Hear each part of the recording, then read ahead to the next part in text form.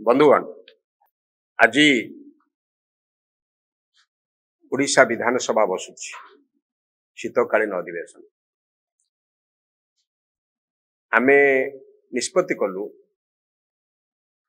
ओडिशा विधानसभा आरंभ दिन आमे सांबादिक सम्मेलन आयोजन करिबु। आज विधानसभा गोटे स्वतंत्र विधानसभा आपण जानिचंती महामहिम राष्ट्रपति महोदया जे ओडिशार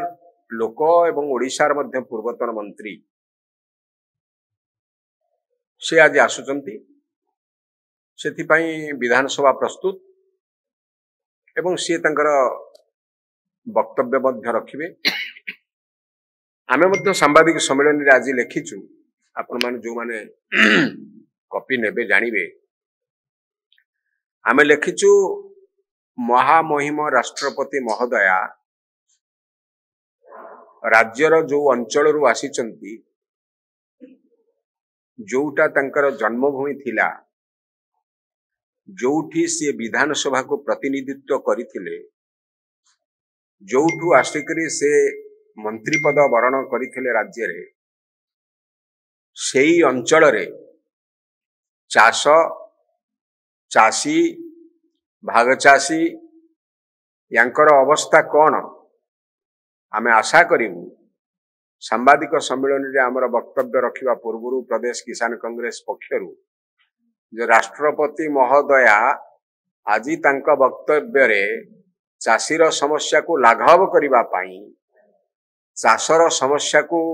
लाघव करिबा पाई राज्य सरकार श्रीजुक्त मोहन माझी सरकार केते सफल होइचंती मु भाबुची आमे आशा करिचु जे तांका वक्तव्य रे से स्थान पाइबो। एभली एक घड़ीसंधि अवस्था आछि ओडिसा रे चासी आउ चाषर आपण माने आमठू बेसी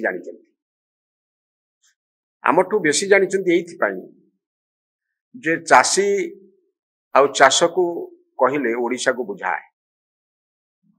ओडिशार समुदाय ओडिशा सबु जिल्ला रे चाष अछि खाली खरीफ फसल डालुआ फसल बा रबी फसल को चाष बुझाएनी ये प्रमुख चाष खाद्य अभाव दूर करबा पई ये प्रमुख बा सिंहभाग धान रु आसे एवं प्रमुख फसल मानक आसे किंतु चाष बोइले आखु चाषी अछंती दुग्ध चाषी अछंती पशुपक्षी चाषी अछंती महू चाषी अछंती फूल चाषी अछंती अनेक चाषी एवं चाषर संभार अछि ओडिसा रे। प्रकृति एभली एक अवस्था रखिछि ओडिसा को नदी नद पहाड़ पर्वत एभली एक अवस्था रे प्राकृतिक परिवेश रे ओडिसा अछि। ओडिसा रे चाष पई गोटा उपयुक्त मूर्तिका अछि उर्वर मूर्तिका अछि एवं बहु फसली मूर्तिका अछि। ये डबल क्रॉप लैंड नै आपन को कहबा को चाहे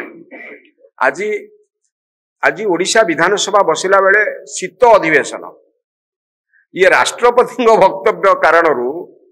जेतिकी गुरुत्वपूर्ण ततोधिक गुरुत्वपूर्ण होउची मु आपन को कहबा को चाहे प्रदेश किसान कांग्रेस पक्षरू शीतकालीन अधिवेशन माने धान फसल अमल समय रे बसुची ये से दृष्टि ऐतिहासिक भाव में गुरुत्वपूर्ण शीत अधिवेशन। देश विदेश रो कोण अनुकोण टेक्निक खबर देखंतु आम सह यूट्यूब फेसबुक और इंस्टाग्राम रे आमको देखंतु लाइक शेयर और सब्सक्राइब करने को आद्यम भूलंतुनी।